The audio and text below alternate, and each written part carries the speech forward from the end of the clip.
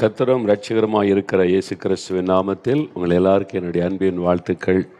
ஆண்டவர் இயேசு எவ்வளோ அற்புதமானவர்ல. அவர் ஒவ்வொரு நாளும் அற்புதம் செய்கிறார். தேவையுள்ள மக்களுக்கு அற்புதம் செய்து அவருடைய துக்கங்களை சந்தோஷமாய் மாற்றுகிறார். இயேசு எப்படிப்பட்டவர்? அதான் தொடர்ச்சியாக நம்ம தியானித்து கொண்டே வருகிறோம். இயேசு எப்படிப்பட்டவர்? லூக்கா 19ஆம் அதிகாரம் 3ஆம் வசனத்தில் ஒரு மனிதன் எரிகோ என்ற பட்டணத்தில் வாழ்ந்த சகையு என்ற மனிதன், அவனுக்கு பணம் இருந்தது, பதவி இருந்தது, எல்லா வசதியும் இருந்தது, நிம்மதி இல்லை, சமாதானம் இல்லை. அப்போ இயேசு பற்றி கேள்விப்படுகிறான். அற்புதம் செய்கிறார், அதிசயம் செய்கிறார், பெரிய பெரிய காரியெல்லாம் நடக்குது, கடவுளே மனிதனாய் நம்மத்தில் வந்திருக்கிறார் என்றெல்லாம் மக்கள் பேசுகிறார்கள். அவரை நான் பார்க்கணுமே அப்படின்னு ஆசை வருகிறார். இயேசு எப்படிப்பட்டவரோ, நான் அவரை பார்க்கணும்னு சொல்லி. அப்போ இயேசு எப்படிப்பட்டவர் என்பதை நம்ம அறியணும். இயேசு ஒரு மதத்தை ஸ்தாபித்தவரா? இல்லை. இயேசு மதத்தை பரப்புங்கள் என்று சொன்னவரா? இல்லை.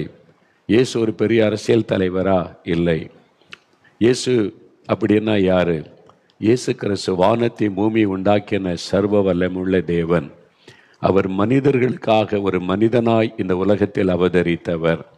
அவருடைய சுபாவம் எப்படிப்பட்டது, குணங்கள் எப்படிப்பட்டது, இந்த வேதத்தை வாசிக்கும் போது அறிய முடியும்.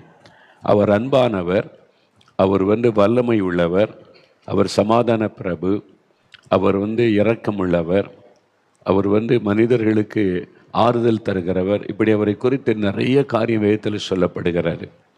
எந்த ஒரு பாதிக்கப்பட்ட மனிதனுக்கும் உதவி செய்வதற்கு அவர் வல்லமை உள்ள ஆண்டவர். இன்றைக்கு அவரை குறித்த ஒரு காரியத்தை வேதத்தில் சில வசனத்தின் மூலம் உங்களுக்கு சொல்லி நான் செபிக்க போகிறேன். இயேசு எப்படிப்பட்டவர்? பரிசுத்த மத்தேயு எழுதின சுவிசேஷம் 15ஆம் அதிகாரம் 32ஆம் வசனத்தில் இயேசு சொல்லுகிறார், நான் ஜனங்களுக்காக பரிதபிக்கிறேன். இயேசுவே சொல்லுகிறார். திரளான மக்கள் ஆயிரக்கணக்காக கூடி இருக்கிறாங்க. 3 நாளாக இவருடைய பிரசங்கத்தை கேட்டு கொண்டு இருக்கிறாங்க. அப்போ ஆண்டவர் அவங்களுக்கு அழகான வார்த்தைகளை பிரசங்கம் பண்ணி கொண்டு இருக்கிறார். இப்போ அவங்கள வீட்டுக்கு அனுப்ப வேண்டும். அவங்க சோர்ந்து போயிடுவாங்களே, 3 நாளாக அப்படி இரவு பகலாக காத்திருக்கிறாங்க, பசியோடு அவங்கள அனுப்பக்கூடாது அப்படின்னு நினைக்கும் போது, ஜனங்களுக்காக நான் பரிதபிக்கிறேன் என்ற வார்த்தையை சீஷரிடத்தில் சொல்லுகிறார். அவர் எப்படிப்பட்டவர்? இயேசு ஜனங்களுக்காக பரிதபிக்கிறவர். பரிதபிக்கிறதுன்னா என்னதுங்க அப்படின்னு நீங்கள் நினைக்கலாம். சில சமயத்தில் சில இக்கட்டான ஒரு ஆபத்தான சூழ்நிலையில் இருக்கிற தன் உறவினர்களை நினைக்கும் போது, சிலர் இப்போ உதாரணத்திற்கு ஸ்கூலுக்கு போன பிள்ளைக்கு ஆக்சிடெண்ட் ஆகிட்டு ஆஸ்பத்திரி கொண்டு போயிருக்காங்க ஆம்புலன்ஸ்லன்னு சொன்னால், அந்த தாய் எப்படி பதைப்பாங்க. என் பிள்ளைக்கா? ஆமாம், என்னாச்சு, எப்படி ஆச்சு, எப்படி இருக்கிற தெரியாத ஆஸ்பத்திரிக்கு ஓடுவாங்க. ஓட்டாமா ஆஸ்பத்திரியில் எப்படி நடந்து கொள்வான்னு யோசித்து பாருங்க. பதஸ்தத்தோடு கூட அவங்க என் பிள்ளை எங்கே வச்சிருக்குது, கண்ணில் கண்ணீர் வடியும், பதஷ்டம், அதெல்லாம் தெரியும். அவங்களுக்கு பரிதாபம், பரிதபிப்பு, தன் குழந்தைக்கு என்ன ஆச்சோ, எப்படி ஆச்சோன்னு பரிதபி இருக்குன்னு தெரியுமா. மற்றவங்களாம் பார்த்து ஆச்சரியம் பார்ப்போம், எதுக்கு நம்ம இந்த அளவுக்கு அழுகுது, புலம்புது, அங்கங்கே ஓடுது, என்ன காரியம்னு கேட்டால் பரிதபிப்பு. அதே மாதிரி தான் பாதிக்கப்பட்ட மனிதர்களை ஆண்டவர் பார்க்கும்போது அப்படி உள்ளத்தில் ஒரு பரிதாபம் வருகிறது. ஜனங்களுக்காக நான் பரிதபிக்கிறேன். ஏன் அவர் பரிதபிக்கணும்? நான் சிருஷ்டித்தவர்கள், நான் தானே அவங்கள உருவாக்கினேன், நான் தானே இந்த உலகத்தை உண்டாக்கி இவங்க சந்தோஷமாக வாழணும்னு கொடுத்தேன். இவங்க என்னுடைய ஜனம். பிசாசு ஏமாற்றி வஞ்சித்து அவங்களுடைய வாழ்க்கையை அழித்து கொண்டு இருக்கிறான். ஆனால் இந்த ஜனங்கள் பாவம், அவங்க அறியாமைக்குள்ள இருக்கிறாங்க. இந்த ஜனங்களுக்காய் பரிதபிக்கிறேன். அதுக்கு ஆங்கிலத்தில் சொல்லப்பட்டிருக்கிறது கம்பேஷன், அதாவது மனது உருக்கம். ஆண்டவர் ஜனங்களை பார்த்து நான் மனது உருகுகிறேன் என்று சொல்லுகிறார். அன்பாக இருக்கிறது வேறு, மனதுருக்கம் வேறு. அன்பு என்பது எல்லா மனுஷரிடத்திலுமே இருக்கும். ஆனால் அந்த மனதுருக்கம் என்பது அது வித்தியாசமானது. அன்பையும் தாண்டி ஒரு பிரச்சனை, பாடுகளை பார்க்கும்போது தனக்கே வந்துவிட்டதே போல ஒரு வேதனை உண்டாகும் பாருங்க. அதான் மனதுருக்கம் என்பது. இயேசு ஜனங்களுக்காக மனதுருகினார் என்பதாக நீங்கள் பார்க்க முடியும். அவர் மனதுருக்கமுள்ள ஒரு தேவன். அவர் மனதுருகி ஜனங்களுக்கு என்ன செய்தார்? ஒரு 3 வேத வசனத்திலிருந்து சில காரியத்தை நான் உங்களுக்கு சொல்லட்டும். முதலாவது, பரிசுத்த மார்க் எழுதின சுவிசேஷம் 6ஆம் அதிகாரம் 34வது வசனத்தை நீங்கள் வாசிக்கும்போது, இயேசு கிறிஸ்து திரளான ஜனங்களை கண்டபோது மனது உருகி அநேக காரியங்களை அவர்களுக்கு உபதேசிக்க தொடங்கினார். மனது உருகி உபதேசம் பண்ணினார். இயேசு வெறும் அற்புதங்களை மாத்திரம் செய்யவில்லை.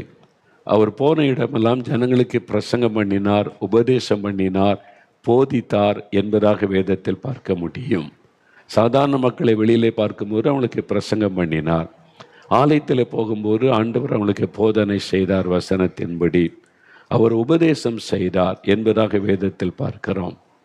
ஒரு சமயம் ஆண்டவர் சீஷரை பார்த்து, ஜனங்கள் நிறைய போய் கொண்டு இருக்கிறாங்க, நிறைய ஊழியை செய்து சாப்பிடக்கூட நமக்கு நேரம் இல்லை, ரொம்ப சரீரமும் பலவீனப்படுகிறது, அதனால கொஞ்சம் நம்ம தனித்து போய் ஓய்ந்திருக்கலாம், இந்த ஜனங்களை விட்டு வெளியே போய் ஒரு மலை பிரதேசத்தில் போய் தனிமையாக இருக்கலான்னு படகுல ஏறி பிரயாணப்பட்டு போகிறாங்க.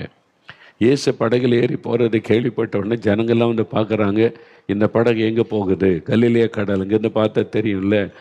அந்த மலைப்பகுதிக்கு போகிறாங்க. ஜனங்களுக்கு அவங்க மலையில் நடந்து கரையில் ஓடி இயேசு படகுல இறங்குறதுக்குள்ளே திரள் கூட்டம் வந்துட்டாங்க.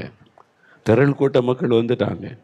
பாருங்கள், முன்னாக அந்த 33ஆம் வசனம், மார்க் 6:33, அவர்கள் புறப்பட்டு போகிறதை ஜனங்கள் கண்டார்கள். அவரை அறிந்த அநேகர் சகல பட்டணங்களிலும் இருந்து கால்நடையாய் அவ்விடத்திற்கு ஓடி அவர்களுக்கு முன்னே அங்கே சேர்ந்து அவரிடத்தில் கூடி வந்தார்கள். இயேசு கரையிலே அநேக ஜனங்களை கண்டு அவர்கள் மேய்ப்பெனில்லாத ஆடுகளைப் போல இருந்தபடியால் அவர்கள் மேல் மனது உருகி அநேக காரியங்களை அவர்களுக்கு உபதேசிக்க தொடங்கினார். அப்போ இயேசு கரையில் வந்தோடனே திரள் கூட்ட மக்கள் நிற்கிறாங்க. அவர் கொஞ்சம் இளைப்பாறலாம், நம்ம இந்த ரொம்ப ஊழியம் செய்துக்கிட்டே இருக்கிறோம், ஓய்வு இல்லாமல் ஓய்ந்திருக்கலாம். நீ வந்தால் திரள் கூட்ட மக்கள் பார்த்தா நமக்கு சாதாரணமாக என்ன வரும்? கோபம் வரும், எரிச்சல் வரும். கொஞ்சம் நிம்மதியாக இருக்க விட மாட்டிங்களா? கொஞ்சம் நான் ஓய்வு எடுக்க விட மாட்டிங்களா? இப்படி தான் பண்ணுவீங்களான்னு கோபம் தானே வரும். இயேசு அவ்வளோ சரீரத்தில் களைத்திருந்தாலும் ஜனங்களை ஆண்டவர் பார்க்கிறார்.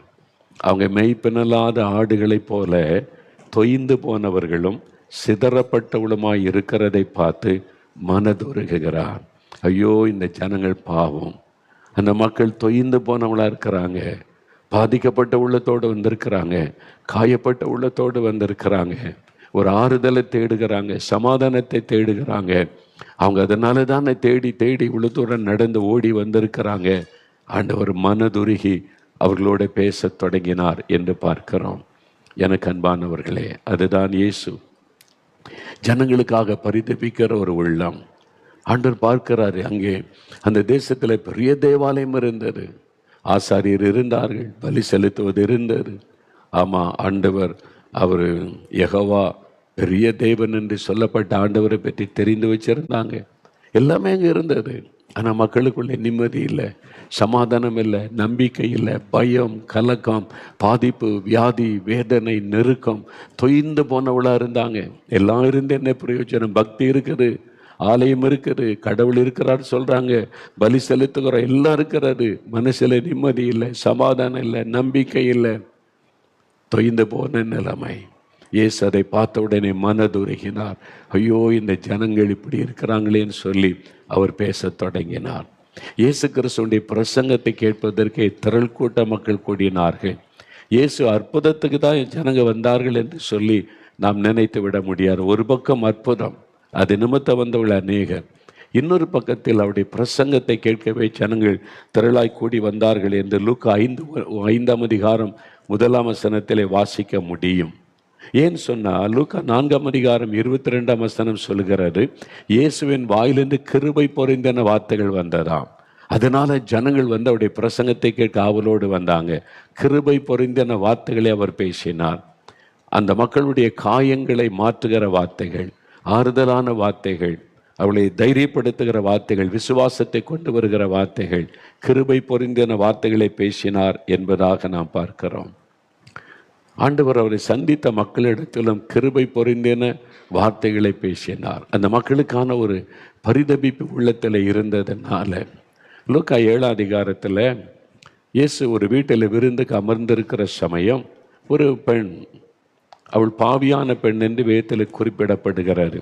விபச்சாரம் என்ற பாவத்தில் கரைப்பட்ட ஒரு பெண்.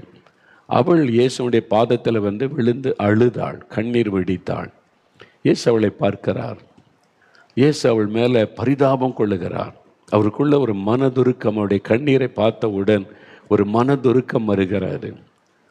அந்த வீட்டில் உள்ள மனிதன் சொல்லுகிறான், இவள் பாவியான பெண், இவள் தொட்டாலே தீட்டு, இவளால் எத்தனை பேர் பாதிக்கப்பட்டிருக்கிறாங்க, இவளை எப்படி யார் வீட்டுக்குள்ளே விட்டது, இப்போ இயேசுடைய பாதத்தை வரை தொட்டு கொண்டு இருக்கிறாள், இவள் அடித்து விரட்டணுன்ற மாதிரி பார்க்குறாங்க.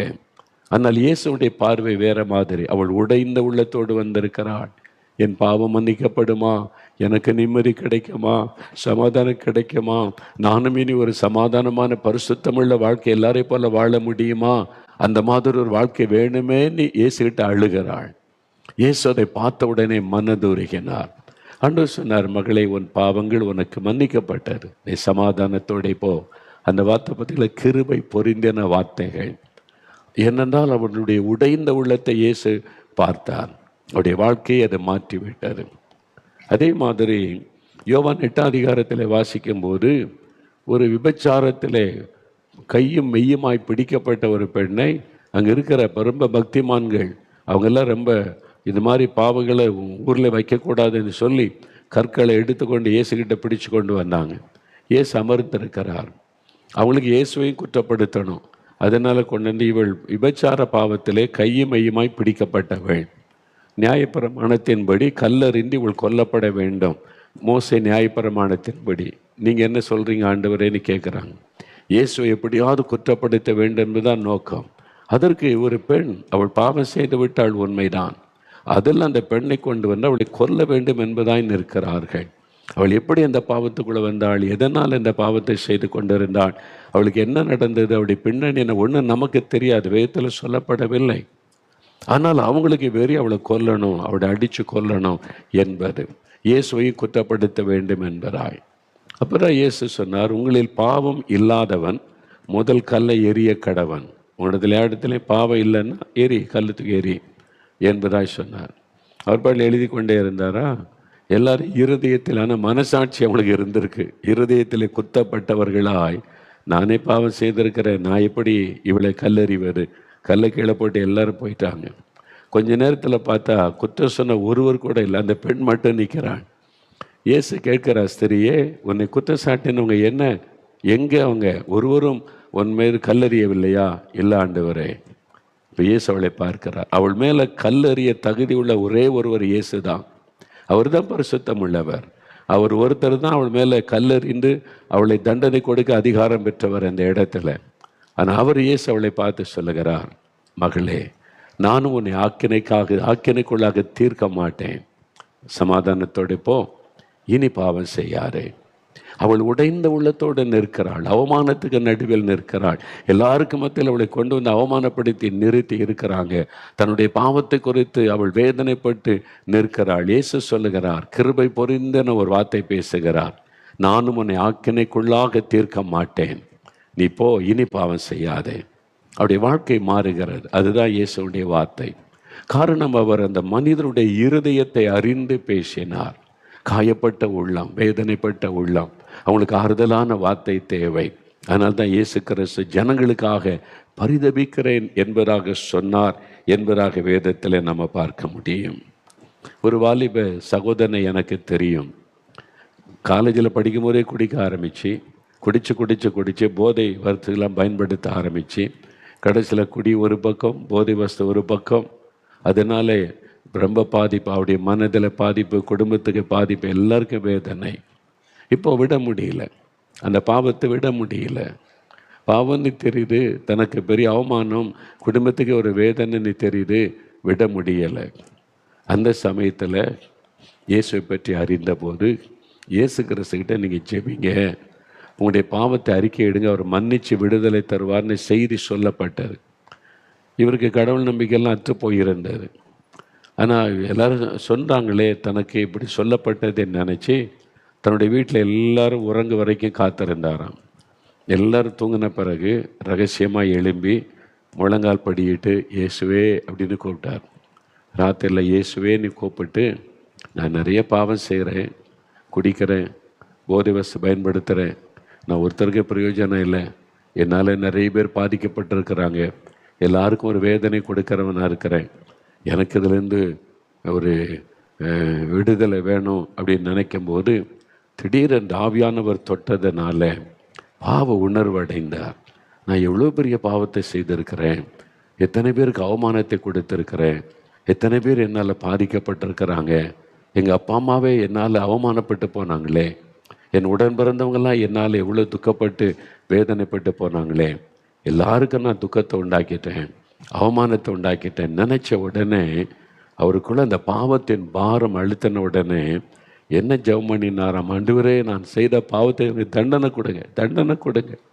நான் அவ்வளோ பெரிய பாவி ஆண்டவரே, இவ்வளோ பெரிய பாவத்தை செய்திருக்கிறேன், எனக்கு குஷ்டரோக வியாதி வரட்டும், எனக்கு ஒரு கேன்சர் வியாதி வரட்டும், நான் எனக்கு வியாதியை கொடுங்க, தண்டனை கொடுங்க அப்படின்னு கண்ணில் கண்ணீரோடு அழுது ஜெபிக்கிறார். ஆண்டவருடைய பிரசன்னம் தொட்ட உடனே இந்த பாவ உணர்வு அழுகிறார். கொஞ்ச நேரம் அவர் கண்ணீரோடு ஜெபித்து முடித்த பிறகு அவருடைய கண்களுக்கு முன்னால ஆண்டவர் ஒரு பிரகாசமான வெளிச்சம் தோன்றுகிறாரு. அதிலிருந்து ஒரு வார்த்தை வருகிறது, ஆண்டவருடைய வார்த்தை, மகனே, உன் பாவத்திற்குரிய தண்டனையை நான் சிலுவையில் ஏற்றுக்கொண்டேன், உனக்காகத்தான் நான் அடிக்கப்பட்டேன், உனக்காகத்தான் என் கைகளில் ஆணி கடாவை ஒப்பு கொடுத்தேன், உன் பாவத்திற்குரிய தண்டனை, உனக்கு கொடுக்க வேண்டிய தண்டனையை நான் ஏற்றுக்கொண்டேன், அதுக்கு தான் என்னை ஒப்பு கொடுத்தேன், முதுகிலே வாரடி, கைகளில் ஆணிகள், தலையிலே முள்முடி, என் சரீரத்தை நொறுக்க ஒப்பு கொடுத்தேன். நான் ரத்தம் சிந்தினது உன்னை தண்டிப்பதற்கல்ல, உன்னை மன்னிப்பதற்கு. நான் உன்னை தண்டிக்க மாட்டேன், அதை நான் சுமந்து கொண்டேன் தண்டனையை, நான் உன்னை மன்னிக்கிறேன், இனி பாவம் செய்யாதே. அந்த ஒரு வார்த்தை, ஆண்டவருடைய கிருபை பொருந்தின வார்த்தை வாழ்க்கையை தலைகளாய் மாற்றிவிட்டார். அதோடு அவருடைய பாவ வாழ்க்கை மாறினது. அவருடைய உள்ளத்துக்குள்ளே சமாதானம், சந்தோஷம், ஒரு பரிசுத்த வாழ்க்கை வந்தது. அதுதான் இயேசு கிறிஸ்துவனுடைய மனதுருக்கம். ஒரு மனிதன் உள்ளமுடைந்து அழும் பொழுது தேவன் உடனே மனம் இறங்குகிறார், மனதுருகி அவருக்கு தேவையான அற்புதங்களை செய்கிறார். இன்றைக்கு நீங்கள் உள்ளத்துக்குள்ளே அழுது கொண்டிருக்கிறீங்க, என்னால் இந்த பாவத்தை விட முடியலையே, என்னால் என் மனைவிக்கு பிரச்சனை, பிள்ளைகளுக்கு பிரச்சனை, எங்கள் அப்பா அம்மாவுக்கு பிரச்சனை, என் குடும்பத்தாருக்கு பிரச்சனை, எல்லாருக்கும் அவமானம், நிம்மதியும் இல்லை, சமாதானம் இல்லை, ஐயோ இந்த பாவத்தை விட முடியல என்னை ஏக்கம். இயேசு சொல்கிறார், மகனே, மகளே, உன் பாவத்திற்குரிய தண்டனை நான் ஏற்றுக்கொண்டேன், உன்னை மன்னிக்க, உனக்கு விடுதலை கொடுக்க நான் சிலுவையில் ஆணியிலே கடாவப்பட என்னை ஒப்பு கொடுத்தேன், நான் உன்னை மன்னிப்பேன் என்று ஆண்டவர் சொல்கிறார். அதுக்கு நீங்கள் செய்ய வேண்டிய ஒரே ஒரு காரியம், தன் பாவத்தை மறைக்கிறவன் வாழ்வடைய மாட்டான், அவைகள் அறிக்கை செய்து விட்டு விடுகிறவன் இரக்கம் வருவான். இயேசுவே, நான் பாவிதான், பாவம் செய்துட்டு என்னை மன்னிச்சிருங்கன்னு நீ உள்ளத்தில் உணர்ந்து நீங்கள் மனம் திரும்பி அறிக்கையிட்ட உடனே ஒரு அற்புதம் நடக்கும். இன்றைக்கு ஆண்டவர் உங்களுக்கு செய்வார். அப்போ அவருடைய மனதுருக்கம்தான் ஜனங்களோடு அவர் பேசி வசனத்தை சொல்லி அவருடைய வாழ்க்கையில் ஆசீர்வாதத்தை கொண்டு வந்தார். அவர் மனதுருகி உபதேசித்தார். இன்னொரு வசனம் பாருங்க, பரிசுத்த மத்தேயு எழுதின சுவிசேஷம் 14ஆம் அதிகாரம் 14ஆம் வசனம். அங்கே ஆண்டவருடைய வார்த்தை சொல்லுகிறாரு, இயேசு திரளான ஜனங்களை கண்ட பொழுது மனது உருகி அவர்களில் வியாதியஸ்தராய் இருந்தவர்களை சொஸ்தமாக்கினார். அவர் மனதுருகி ஜனங்களுக்கு உபதேசம் பண்ணினார். திரளான ஜனங்களை இயேசு பார்க்கிறார். நம்ம ஒரு கூட்டம் போட்டு திரளான மக்கள் வந்துட்டா சாதாரணமாக மனுஷனுடைய உள்ளத்தில் என்ன தோணும் இல்லை? ஒரு பெருமை, எனக்கு எவ்வளோ கூட்டம் வந்திருக்கிறாங்க, இவ்வளோ பிரம்மாண்டமான கூட்டம் அப்படின்னு நினைக்க தோன்றும்ல. ஆனால் இயேசுக்கு அப்படி தோன்றலை. திரளான ஜனங்களை கண்டபோது மனதுருகினார். அந்த மக்களை பார்க்கிறார், அவருடைய இருதயத்தை பார்க்கிறார், பாதிக்கப்பட்ட உள்ளத்தை பார்க்கிறார். வியாதினால் நிறைய பேர் பாதிக்கப்பட்டு வந்திருக்கிறாங்க, கண் தெரியாதவங்க வந்திருக்கிறாங்க, காது கேட்காதவங்க வந்திருக்கிறாங்க, நடக்க முடியாதவங்களை கொண்டு வந்திருக்கிறாங்க, பலதரப்பட்ட பாதிப்புகளோடு வந்தவங்க இருக்கிறாங்க, பிசாசினால் பாதிக்கப்பட்டு வந்திருக்கிறாங்க. எல்லாத்தையும் ஆண்டவர் பார்க்கிறார். திரளான ஜனங்களை கண்டபோது மனதுருகினார். Jesus was moved with compassion. ஆண்டவர் மனது உருகி வியாதியஸ்தரை குணமாக்கினார் என்று வேறு வசனம் சொல்லுகிறாரு. அவருடைய மனதுருக்கம் தான் இன்றைக்கும் ஜனங்களுக்கு அற்புதம் செய்கிறது. கூட்டத்தில் வந்து ஜனங்கள் இயேசுவே இயேசுவே நீ கூப்பிடும் போது அந்த அற்புதம் எப்படி நடக்கிறது? இயேசுவின் மனதுருக்கம். இந்த ஜனங்கள் என்னை கூப்பிடுறாங்க, இந்த ஜனங்கள் என்னை நோக்கி கதறாங்க, இந்த மக்களுக்காக நான் தானே சிலுவையில் மரித்தேன், இந்த மக்களுக்காகத்தான் சிலுவை சுமந்தேன், இந்த மக்களுக்கு என்னை விட்ட வேறு யார் இருக்கிறாங்க? எல்லாம் ஏமாத்துறாங்க, கடவுள்ன்ற பேரில் ஏமாத்துறாங்க, பக்தின்ற பேரில் ஏமாத்துறாங்க, மதம்ன்ற பேரில் ஏமாற்றுகிறாங்க, மக்களுடைய பணத்தை சுரண்டி எடுக்கிறாங்க, அவங்கள பக்தின்ற பேரில் மேலே மேலே வேதனைப்படுத்துறாங்க. ஆனால் இந்த ஜனங்கள் நிம்மதி இல்லாமல், சமாதானம் இல்லாமல், வியாதியில், சாபக்கட்டில், ஒரு தூக்கம் கூட இல்லாமல் கலங்கி கொண்டிருக்கிறாங்களே, இந்த ஜனங்களுக்காக நான் பரிதபிக்கிறேன் என்று ஆண்டவர் சொல்லுகிறார். மனது உருகினார். வியாதியஸ்தர் எல்லாம் அவர் குணமாக்கினார். இன்னைக்கு வியாதியினால கஷ்டப்படுறீங்களா? நோயினால பாதிக்கப்பட்டு இருக்கிறீங்களா? ஏதோ ஒரு வியாதி உங்களை பாதித்து விட்டதா? இயேசு உங்களை பார்த்து மனது உருகுகிறார். அவர் மனதுருக்கமுள்ள ஒரு ஆண்டவர். அந்த மனதுருக்கம் உங்களுக்கு நேராக வந்துட்டாலே உடனே அற்புத சுகம்தான். சென்னை பட்டணத்தில் ஒரு அருமையான சகோதரர், இஸ்லாமிய சகோதரர், அவர் கேன்சர் நோயினாலே பாதிக்கப்பட்டு விட்டார். அது ஆரம்பத்தில் கவனிக்காமல் விட்டதுனால 4th ஸ்டேஜ்னு சொல்கிறாங்கல்ல, இனி ஒரு ட்ரீட்மெண்ட்டு பிரயோஜனம் இல்லை, அவ்வளோதான், எவ்வளோ நாள் இருக்கிறாரோ இருக்கலாம், அவ்வளோதான்ற மாதிரி நிலைமையில் வந்துட்டார். அவருடைய நண்பர் ஒருவர் டாக்டர், அவருடைய நண்பர் ஒரு டாக்டர், அவர் ஒரு கிறிஸ்தவர். அவர்கிட்ட போனபோது அவர் எல்லாத்தையும் பார்த்துட்டு,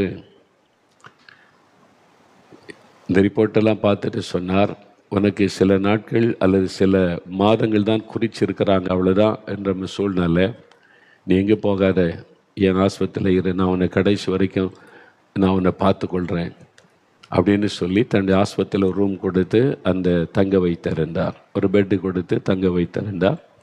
அதில் தங்கி இருப்பார். அது அவருக்கு கொஞ்சம் ஆறுதல். நமக்கு ஒரு நண்பன் கிடைச்சிருக்கிறான், நம்மளை நேசிக்கிறான், வியாதி வந்துட்டு நீ விரட்டி விடாமல் நான் பார்த்துக்கிறேன், நீங்கள் இருன்னு சொல்கிறானேன்னு சொல்லி இருந்தார். அந்த ஆஸ்பத்திரிக்கு வாரத்தில் ஒரு நாள் ஒரு தாயார் வருவாங்க, வயதான ஒரு தாயார், கையில் ஒரு பைபிள் வச்சுருப்பாங்க, அப்படியே வருவாங்க.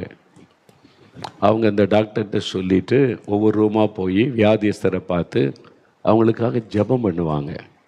அது ஒரு ஊழியம். அவங்களுக்கு ஆண்டவர் அவங்களுக்குள்ள அந்த பார வியாதியஸ்தரை கொடுத்ததுனால ஊழியமாக செய்வாங்க.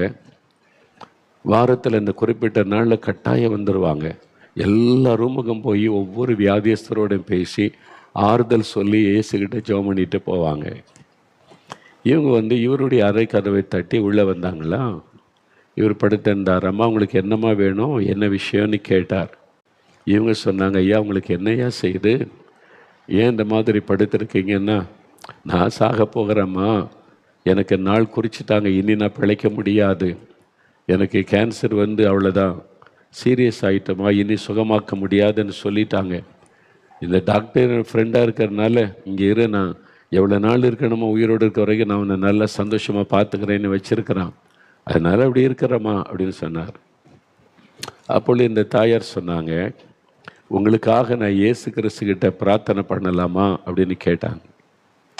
அவர் சொன்னார், சரி நீங்கள் அதுக்காக வந்திருக்கிறீங்க, எனக்காக ஜெபிக்கிறது உங்களுக்கு சந்தோஷம்னா எனக்கு ஜெபம் பண்ணுங்கன்னு சொல்லி அவரும் இவர் கண்ணை மூடிக்கொண்டார்.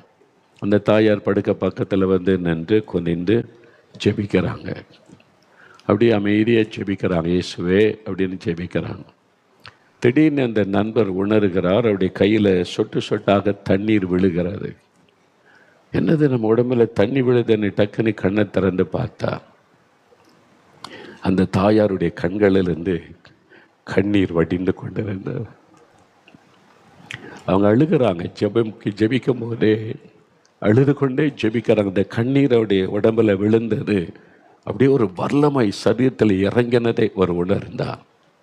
அவர் யோசிக்கிறார், ஏன் இவங்க எனக்காக அழணும், நான் வியாதிப்பட்ட உடனே என் உறவுகளெல்லாம் என்னை கைவிட்டுட்டாங்க, பணம் செலவு பண்ண வேண்டியது வருமோ, வச்சு காப்பாற்ற வேண்டியது வருமோன்னு எல்லாரும் என்னை விட்டு ஒதுங்கிட்டாங்க.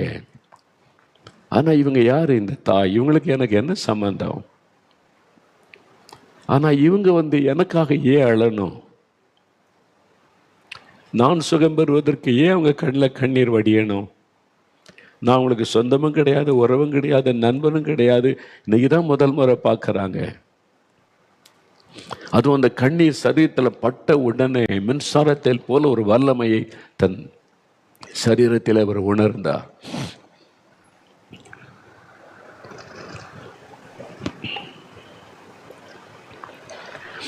அவர் நினைத்தார், யாரோ ஒரு தாயார் வந்து சொந்த பிள்ளைக்கு அழுகிற மாதிரி அழுது செபிக்கிறாங்க. அப்படியானால் இவங்க சொல்லுகிற அந்த இயேசு எப்படிப்பட்டவராக இருப்பார்?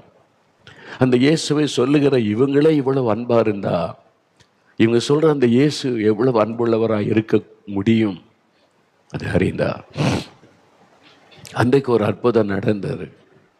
அந்த கண்ணீர் அவருடைய சரீரத்தில் பட்ட பொழுது ஒரு வல்லமை சரீரத்தில் இறங்கினது. அவருடைய சரீரத்தில் ஒரு மாற்றத்தை அவர் உணர்ந்தார். அதன் பிறகு அவருடைய சரீரத்தை பரிசோதித்து பார்த்தபோது கேன்சர் மறைந்து போயிருந்தார். இப்போ கேன்சர் இல்லை. அவருடைய நண்பர் சொன்னார், ஆச்சரியம், கேன்சரே இல்லைடா உடம்புல. என்ன ஆச்சு?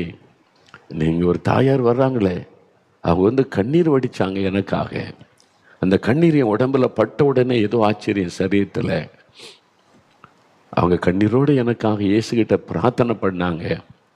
அப்போ என்னை ஏதோ ஒரு வல்லமை என்னை தொட்டதை நான் உணர்ந்தேன்.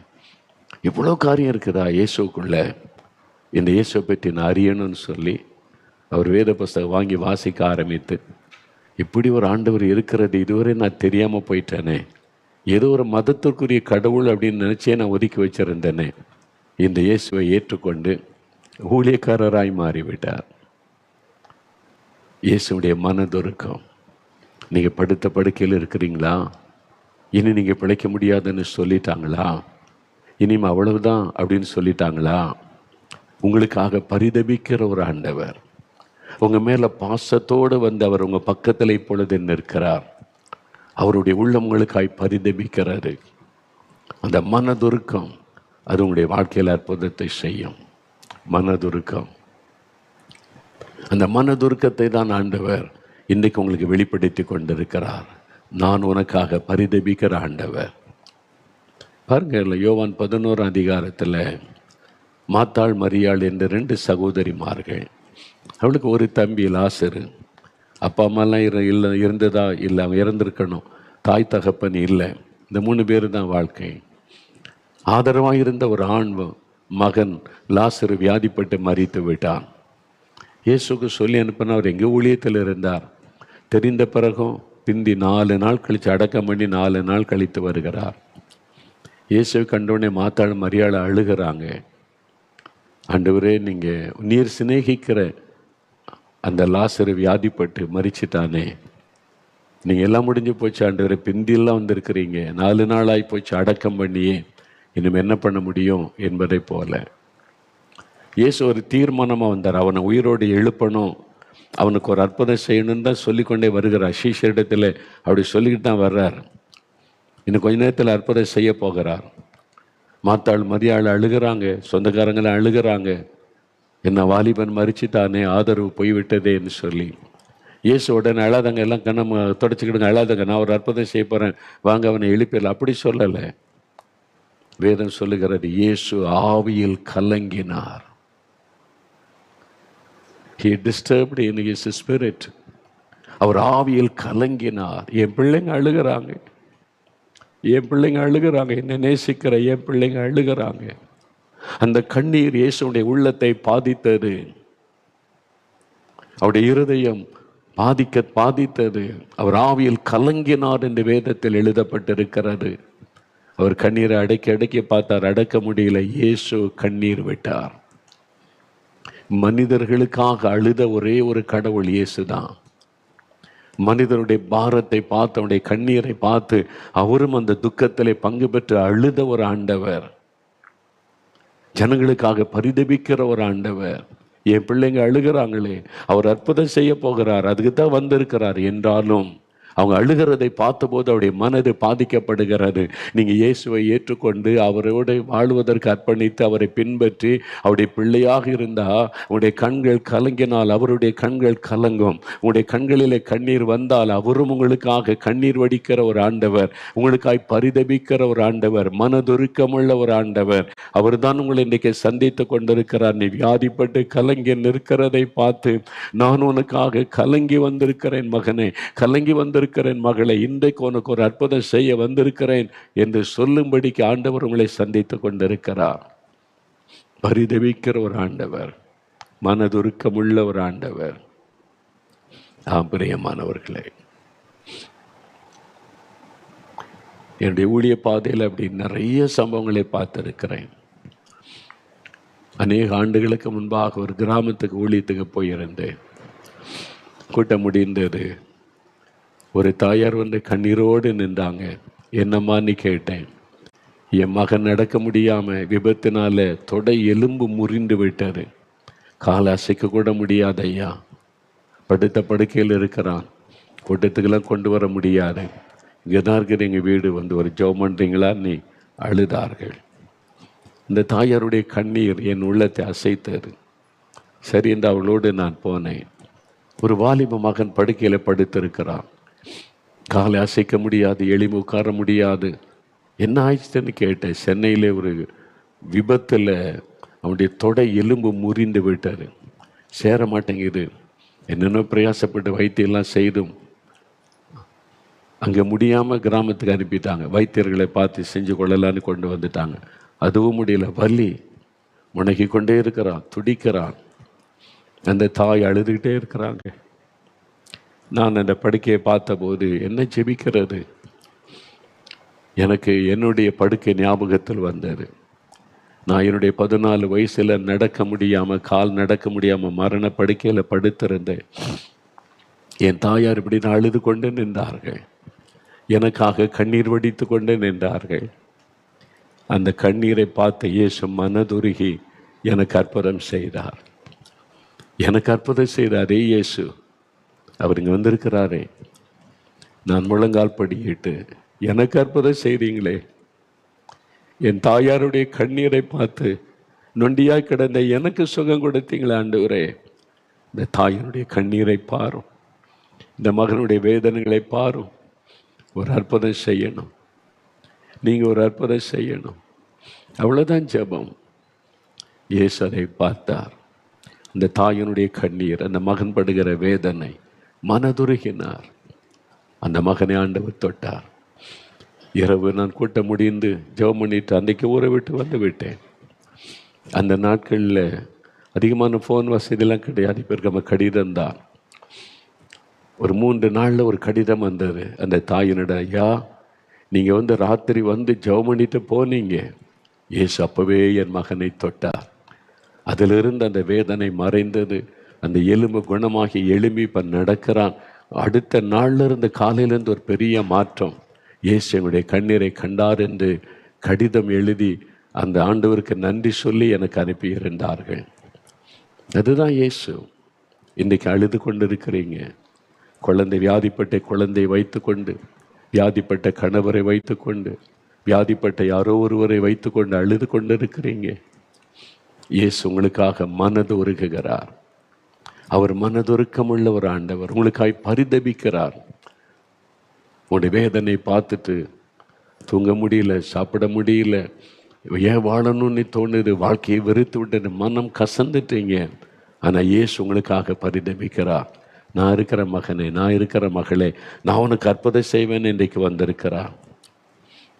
அவர் மனதுருகி போதித்தார், மனதுருகி வியாதியஸ்தரை குணமாக்கினார். அதோடு பரிசுத்த மத்தேயு 15:32 இயேசு தன் சீசரை பார்த்து சொல்லுகிறார், ஜனங்களுக்காக நான் பரிதபிக்கிறேன், இந்த மக்கள் மீது மனது உருகுகிறேன். ஏன்? அவங்க பசியாக இருக்கிறாங்க, அவங்களை வெறுமனே அனுப்ப முடியாது. என் பிரசங்கத்தை கேட்டு கேட்டு சாப்பாட்டையும் மறந்து உட்காந்துட்டாங்க. இப்போ வீட்டுக்கு போகணும், சோர்ந்து போயிடுவாங்களே, பசியோடு எப்படி அனுப்புவது? என் பிள்ளைங்களை நான் எப்படி வெறுமனே அனுப்புவது? அவங்களுக்கு திருப்தியாக உணவளித்து நான் அனுப்ப வேண்டும். இந்த வனாந்தரத்தில் புருஷர்களே 4000 பேர், பெண்கள் குழந்தைகளை சேர்ந்த 10,000க்கு மேலே இருக்கிறாங்க. இவ்வளோ பேருக்கு எப்படி நம்ம சாப்பாடு கொடுக்க முடியும்? அப்போ ஆண்டவர் சொல்கிறார், நான் ஒரு அற்புதம் செய்யட்டேன், உங்களிடத்தில் இருக்கிறது என்ன கொண்டு வாங்க. அவங்க கொண்டு வர்றாங்க. சில மீன்கள், சில அப்பத்துண்டுகளை கொண்டு வந்து இயேசு கையில் கொடுக்குறாங்க. இயேசு அதை எடுத்து ஆசீர்வதித்து எல்லாருக்கும் கொடுத்து திருப்தியாக சாப்பிட்டு மகிழ்ச்சியோடு போகும்படி செய்தார். ஏன் அந்த அற்புதம் செய்தார்? மனதுருக்கம், ஜனங்களுக்காக பரிதபிக்கிற ஒரு உள்ளம். இன்றைக்கும் ஏன் அவர் அற்புதம் செய்கிறார்? உங்களுடைய கண்ணீரை பார்க்கிறார், வேதனைகளை பார்க்கிறார். இயேசுவே இயேசுவே நீ கதறுவதை பார்க்கிறார். உடனே உங்களுக்காய் பரிதபிக்கிறார், மனது உருகுகிறார். மனதுருகித்தான் அவர் அற்புதம் செய்கிறார். இன்றைக்கும் அவர் அற்புதம் செய்ய காரணம் அதுதான், அந்த மனதுருக்கம். ஒரு சமயம் ஒரு கிறிஸ்தவர் அல்லாத சகோதரி என்னை பார்க்க வந்திருந்தாங்க. அவங்களுக்கு உட்கார வைத்து பேசி கொண்டிருந்தேன். என்ன விஷயமா வந்தீங்க சகோதரின்னு கேட்டேன். ஐயா, நான் கிறிஸ்தவ கிடையாது, நான் திருமணமாகி குழந்தை இல்லை, அதனால் தினந்தோறும் என் மாமியார் திட்டிக்கிட்டே இருப்பாங்க. காலையிலிருந்து நான் ராத்திரி படுக்க போக வரைக்கும் ஏச்சு கேட்டுக்கிட்டே இருக்கணும், திட்டிக்கிட்டே இருப்பாங்க, குறை சொல்லிக்கிட்டே இருப்பாங்க. என் கணவர் வேலைக்கு போயிடுவார், அவர் வரும் வரைக்கும் இந்த திட்டை நான் கேட்கணும். எல்லாருக்கும் மத்தியில் அவமானமாக பேசுவாங்க. பக்கத்து வீடு, எதிர் வீடு, மற்ற சொந்தக்காரங்களாம் வந்துட்டா என்ன குழந்தை இல்லைன்றதை குறை சொல்லி கேவலமாக பேசுவாங்க. நான் ரொம்ப மனம் உடைஞ்சிட்டேன். இப்போ என்னை கூட சொல்கிறாங்க, இந்த வருஷம் குழந்தை இல்லைன்னா என் மகனுக்கு நான் வேறு கல்யாணம் பண்ணி வைப்பேன்னு என்கிட்ட சொல்கிறாங்க. இப்போ என் வாழ்க்கையே கேள்விக்குறி. ஒரு பக்கம் நிந்த, நெருக்கம், அவமானம், இன்னொரு பக்கம் என் வாழ்க்கையை கேள்விக்குறி ஆகிவிட்டது. கண்ணில் கண்ணீரோடு அழுகிறாங்க. நான் கேட்டேன், திருமணமாகி எவ்வளோ நாள் ஆயிட்டு சகோதரின்னு கேட்டேன். 2 வருஷம் ஆயிட்டுனாங்க.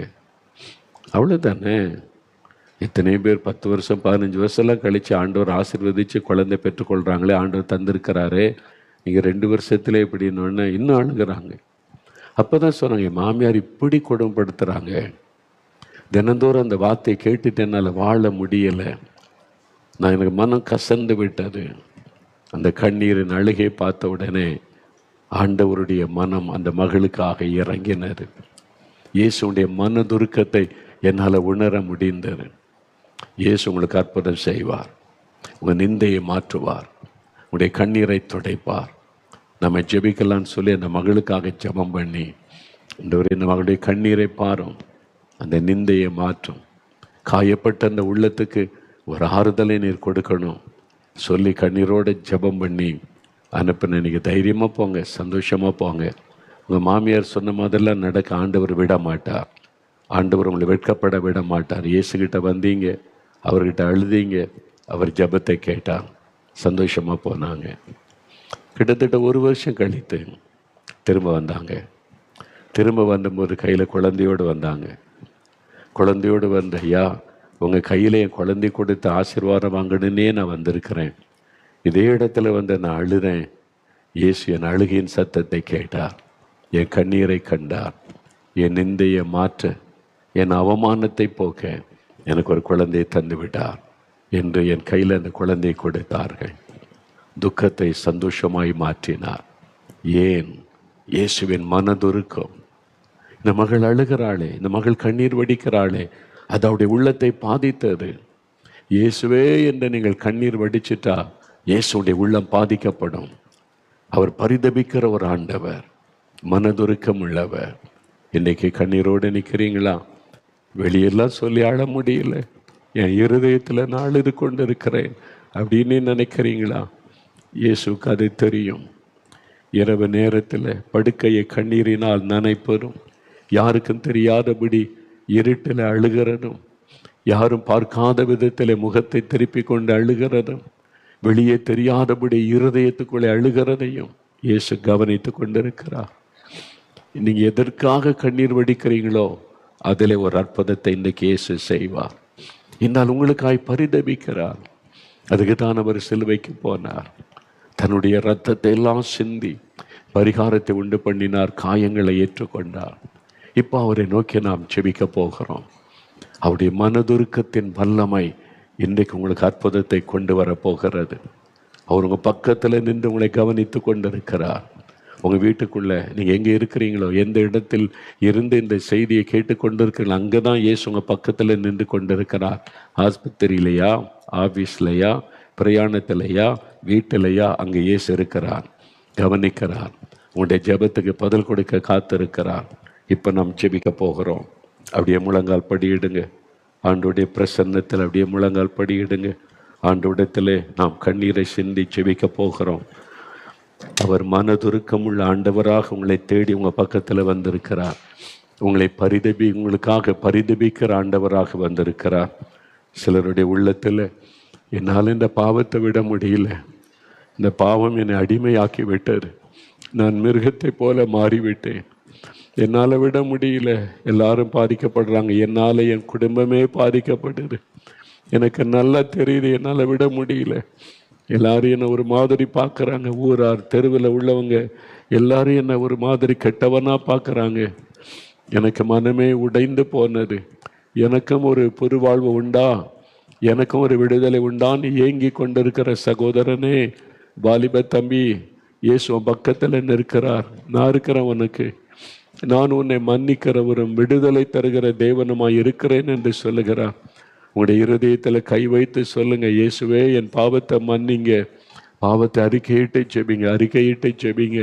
நான் பாவம் செய்துட்டேன், மதுபானத்துக்கு இடம் கொடுத்துட்டேன், போதை வஸ்துகளுக்கு இடம் கொடுத்துட்டேன், இந்த பாவ பழக்களுக்கு இடம் கொடுத்துட்டேன், மிருகத்தை போல மாறிட்டேன், அடிமையாக்கப்பட்டு விட்டேன், என்னால் விட முடியல, வெளியில் வர முடியல, நிம்மதியும் இல்லை, இயேசுவே மன்னியும், இயேசுவே எனக்கு உதவி செய்யும், இயேசுவே என்னை ரட்சியும், இயேசுவே உம்முடைய இரத்தத்தினால் என் இருதயத்தை கழுவும், என் பாவத்தை அறிக்கை இடுகிறேன், என்னை மன்னித்து எனக்கு புதிய இருதயத்தை தாரும், எனக்கு ஒரு விடுதலை தாரும். ஜெபிங்க. அருமையான சகோதரனே ஜெபம் பண்ணுங்க, சகோதரி ஜெபம் பண்ணுங்க, வாலிப தம்பி ஜெபம் பண்ணுங்க. இயேசு உங்க பக்கத்துல தான் நின்று கொண்டிருக்கிறார். அநேகர் கண்ணீரோடு ஜெபிக்கிறதை இயேசு பார்க்கிறார். உங்களுடைய கண்களில் வடிகிற கண்ணீரை அவர் பார்க்கிறார். உங்களுடைய கண்ணீர் இயேசுவே மன்னியும் மன்னியும் மன்னியும் என்று ஒவ்வொரு சொட்டு கண்ணீரும் ஆண்டவரிடத்திலே பரிந்து பேசுகிறதை இயேசு பார்க்கிறார். இப்பொழுது அவருடைய பிரசன்னம் உங்கள் மேலே இறங்குகிறது. இயேசுவின் ரத்தத்தின் வல்லம் உங்க மேலே இறங்குகிறது. இயேசு கிறிஸ்துவின் ரத்தம் சகல பாவங்களை நீக்கி சுத்திகரிக்கும் என்ற வார்த்தையின்படி அவருடைய ரத்தத்தின் வல்லமை உங்களுடைய இருதயத்திற்குள் இறங்குகிறது. பாவத்தின் பாரம் விலகுகிறது. உங்களுடைய இருதயம் லகுவாய் மாறுகிறது. இந்த பாவத்தை குறித்த விருப்பம் உங்களை விட்டு விலகுகிறது. அந்த பாவ ஆசை உங்களை விட்டு எடுத்து போடப்படுகிறது. ஆவியானவர் எங்கோ அங்கே விடுதலை. இயேசு கிறிஸ்து விடுதலையாக்கினால் மெய்யாகவே விடுதலை ஆவீர்கள். இப்பொழுது அவருடைய வல்லமை உங்கள் மேலே இறங்கி விடுதலை செய்து கொண்டு இருக்கிறது.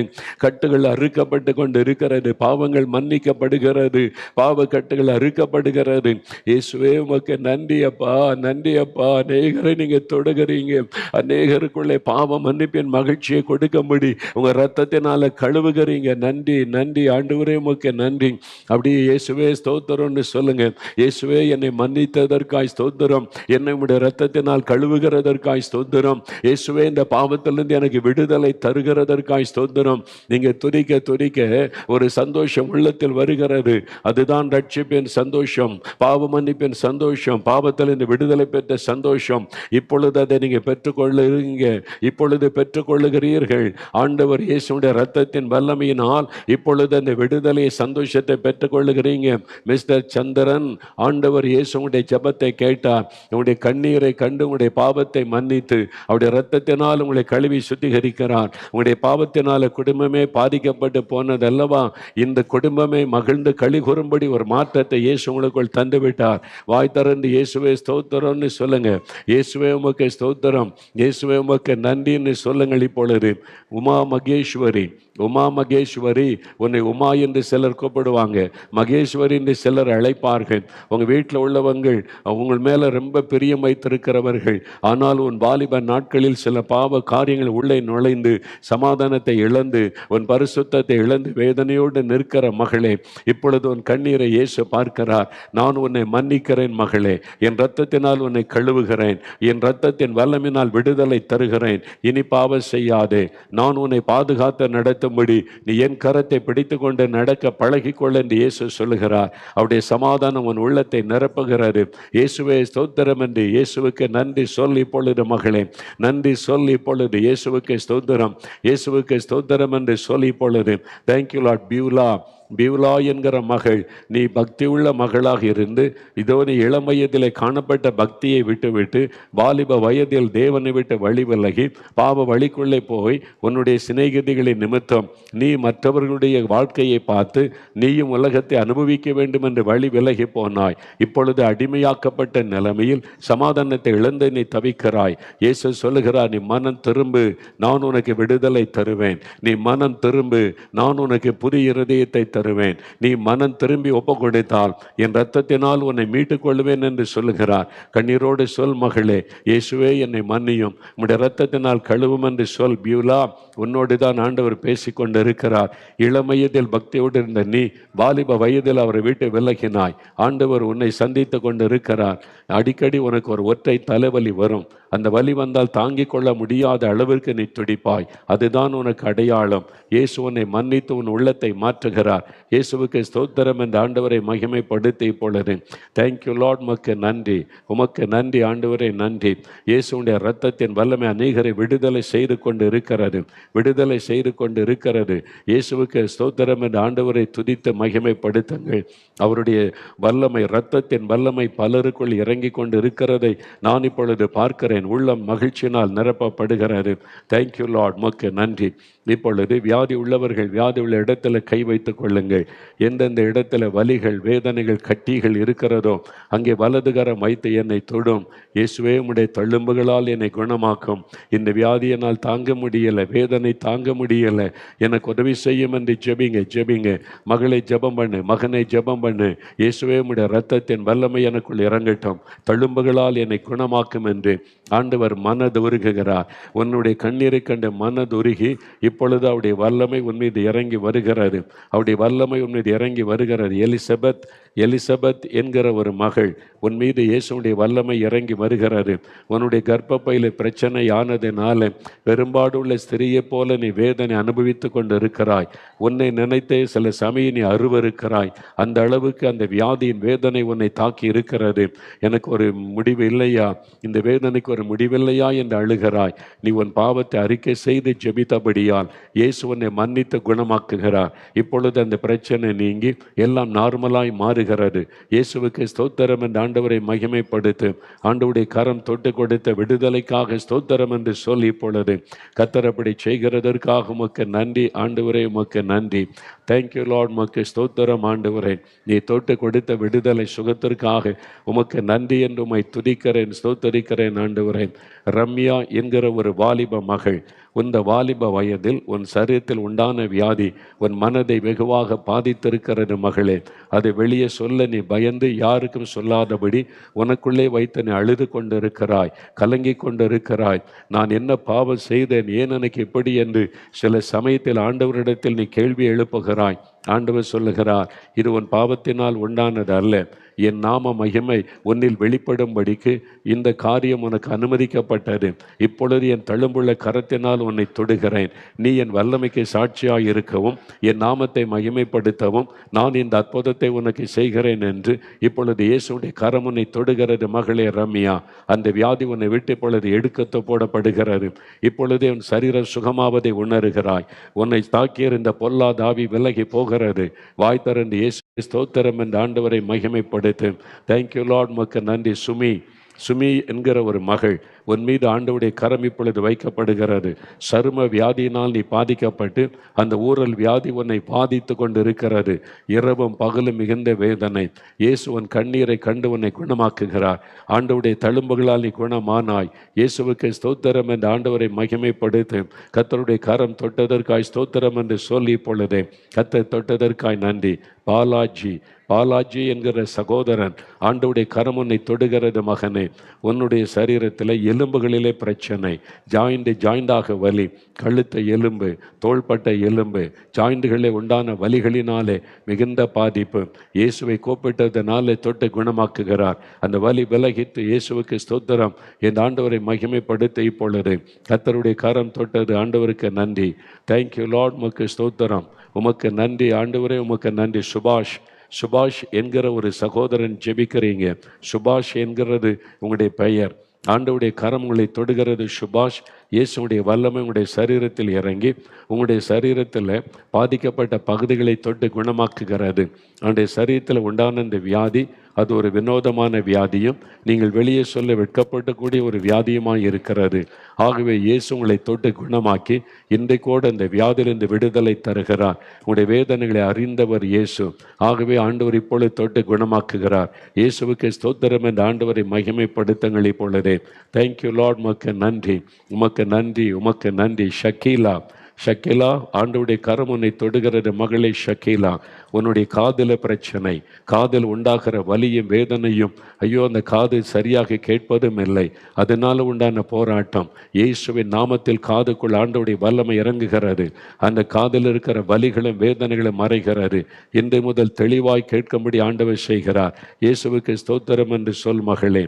ஆண்டனி, ஆண்டவருடைய கரம் உங்களை தொடுகிறது. இயேசுடைய வல்லமை உங்களுடைய சரீரத்தில் பாய்ந்து வருகிறது.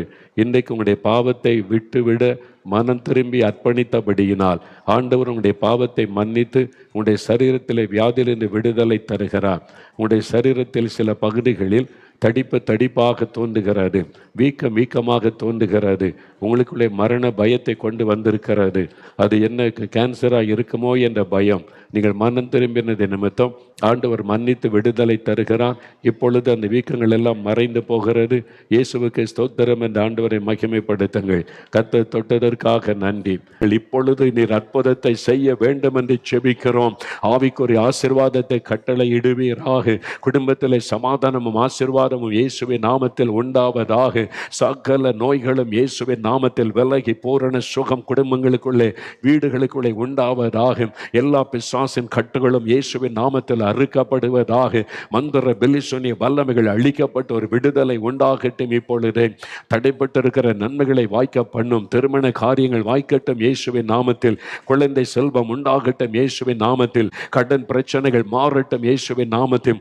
வேலைக்கு தொழிலுக்கான வழிகள் திறக்கப்படட்டும் இயேசுவின் நாமத்தில். பரீட்சையில வெற்றி உண்டாகவும் மேல் படிப்புக்கு வழி திறக்கப்படட்டும் இயேசுவின் நாமத்தில். ஊழியம் செய்கிற பிள்ளைகளுடைய ஊழியங்கள் ஆசீர்வதிக்கப்படட்டும் இயேசுவின் நாமத்தில். அவள் கேட்டுக்கொண்ட ஒவ்வொரு காரியத்திலும் அற்புதம் நடப்பதாக. இயேசுவின் நாமத்தில் அற்புதம் நடப்பதாக. ஒவ்வொரு ஜப குறிப்புகளுக்கு நீர் இப்பொழுதே பதில் கொடுத்து அற்புதங்களை காண செய்வீராக. ஆண்டவர் அப்படி செய்கிறதற்காக நன்றி. அற்புதம் செய்கிறதற்காக நன்றி. வீடுகளில் ஜெபிக்கிற பிள்ளைகள், நீங்க இருக்கிற இடத்துல ஜெபிக்கிற இடத்தில் ஆண்டவருடைய வல்லமை தொடுகிறது. வீடுகளுக்குள் இருக்கிற அசுத்த ஆவிகள் புறப்படட்டும் இயேசுவின் நாமத்தில். அந்த வீடுகளுக்குள்ள இரத்தத்தை நான் தெளிக்கிறேன். பெல்லிசோனிய வல்லமைகளும் மந்திர கிரியைகளும் அழியட்டும். சாபத்திலே கிரியைச்சுகிற பொல்லாத ஆவிகள் விலகி போகட்டும். விடுதலை உண்டாகிறது. வீடுகளுக்குள்ள ஆண்டவருடைய வல்லமை இறங்குகிறது. வெளிச்சம் உதிக்கிறதை நான் பார்க்கிறேன். கர்த்தருடைய வெளிச்சம் வருகிறதுனால இருள் விலகுகிறது. சிலர் விட்டு அசுத்த ஆவிகள் கீழே தள்ளிவிட்டு புறப்பட்டு போகிறது. சிலர் அலறிக்கொண்டு வெளியே கீழே விழுகிறதை பார்த்து பயப்படாதங்க. கொஞ்ச நேரத்தில் தானா எழும்பிடுவாங்க. நீங்க பதஷ்டப்படாதங்க. இயேசுவை ஸ்தோத்திரம் மட்டும் பண்ணுங்க. இயேசுவே ஸ்தோத்திரம், இயேசுவே ஸ்தோத்திரம் சொல்லுங்க. அந்த குழந்தைக்குள்ள இருக்கிற ஆவி வெளியேறுகிறது. அது அலைக்கழித்து வெளியேறுகிறது. அவ்வளவுதான். இயேசுவின் நாமத்தில் விடுதலை, இயேசுவின் நாமத்தில் விடுதலை. இப்பொழுது நம்முடைய வல்லமை தொடுகிறதற்காய் நன்றி. நடக்க முடியாத கால்கள் பலன் கொள்ளுகிறது. வீட்டில் படுக்கையில் இருக்கிறவங்க எழும்புங்க இயேசுவின் நாமத்தில். எழும்பி நடங்க. ஆண்டவருடைய வல்லமை உங்களுக்குள் தான் இறங்கி கொண்டு இருக்கிறது. மூர்த்தி உங்களுடைய காலுக்குள் ஆண்டவருடைய வல்லமை இறங்குகிறது. மூர்த்தி எழும்புங்க இயேசுவின் நாமத்தில். இயேசுவே ஸ்தோத்திரம்னு சொல்லிக்கிட்டே எழும்புங்க. இயேசுவின் பெயரை சொல்ல சொல்லுங்க. இன்னைக்கு உங்களுக்கு விடுதலையின் நாள். இயேசுவுக்கு ஸ்தோத்திரம்னு சொல்லுங்க. வாய் திறந்த ஆண்டவரை துதிங்க. இயேசுவே உமக்கு நன்றின்னு சொல்லுங்க, நன்றின்னு சொல்லுங்க. சுனீரா என்கிற ஒரு மகள், ஆண்டவருடைய வல்லமை உன் சரீரத்தில் இருக்கிற கட்டுகளை எல்லாம் அறுத்து எறிகிறது. எலும்புகள் நரம்புகள் பாதிப்புகள் மாறுகிறது. எழும்பி நட, இயேசுவின் நாமத்தில் உனக்கு விடுதலை மகளே. இயேசுவுக்கு ஸ்தோத்திரம் என்று சொல்லி பொழுது கர்த்தருடைய வல்லமை தொடுகிறதற்காக, விடுதலைக்காக நன்றி. நன்றி ஆண்டவரே, உமக்கு நன்றி. நன்றி ஆண்டவரே, நன்றி. அக்சாள் என்கிற ஒரு மகளுடைய ஜெபம் கேட்கப்படுகிறது. உன்னுடைய கற்பத்துக்காக நீ ஜெபிக்கிறாய் மகளே. 2 முறை கரு சிதைவு ஏற்பட்டதுனால ரொம்ப மனமுடைந்து ஜெபிக்கிறாய். பொருளாத சத்துருடைய கிரியை அழிக்கப்பட்டு உன்னை இழந்து போன ஆசீர்வாதம் உனக்கு திரும்ப அருளப்படுகிறது. இயேசுவின் ஜெபத்தை கேட்டு ஆசீர்வதிக்கிறார் அக்சாள். ஆண்டவருக்கு ஸ்தோத்திரம் என்று மகிமைப்படுத்து. கர்த்தருக்கு ஸ்தோத்திரம், கர்த்தருக்கு ஸ்தோத்திரம். விடுதலைக்காக உமக்கு நன்றி. தேங்க்யூ லார்ட், உமக்கு நன்றி தகப்பனே, உமக்கு ஸ்தோத்திரம். எல்லாரும் கரம் வைத்து சொல்லுங்க, இயேசுவே ஸ்தோத்திரம், இயேசுவே ஸ்தோத்திரம், இயேசுவே ஸ்தோத்திரம். வாய் திறந்து சொல்லுங்க. வீடுகளில் இருக்கிற இடத்துல இயேசுவே ஸ்தோத்திரம். நான் பெற்றுக்கொண்டேன், அற்புதத்தை பெற்றுக்கொண்டேன், சுகத்தை பெற்றுக்கொண்டேன், விடுதலை பெற்றுக்கொண்டேன், இயேசுவின் நாமத்தில் பெற்றுக்கொண்டேன். இயேசுவே உமக்கு ஸ்தோத்திரம், ஸ்தோத்திரம், ஸ்தோத்திரம், ஸ்தோத்திரம். எல்லா மகிமையும் இயேசு ராஜாவிற்கு செலுத்துகிறோம். இயேசு கிறிஸ்துவின் நாமத்தில் ஜெபிக்கிறோம் பிதாவே. ஆமேன், ஆமேன். உட்காருவோம். ஆண்டவர் இன்றைக்கும் பலத்த அற்புதங்களை செய்திருக்கிறார். உங்களுடைய வேதனைகள், கண்ணீர், உங்களுடைய நொறுங்குண்ட இருதயத்தை ஆண்டவர் பார்த்து உங்களுக்காக பரிதபிக்கிற ஒரு ஆண்டவராய் உங்களை சந்தித்து அற்புதம் செய்து விட்டார். ஆண்டவருக்கு நன்றி சொல்லுங்க. நிறைய பேர் இன்றைக்கு பாவத்திலேருந்து விடுதலை வேணும், இயேசு உள்ளத்தில் வரணும்னு இருதயத்தில் கை வைத்து ஜெபிச்சிங்க. பாவத்திலேருந்து விடுதலைலாம் ஆண்டவர் தந்து விட்டார்.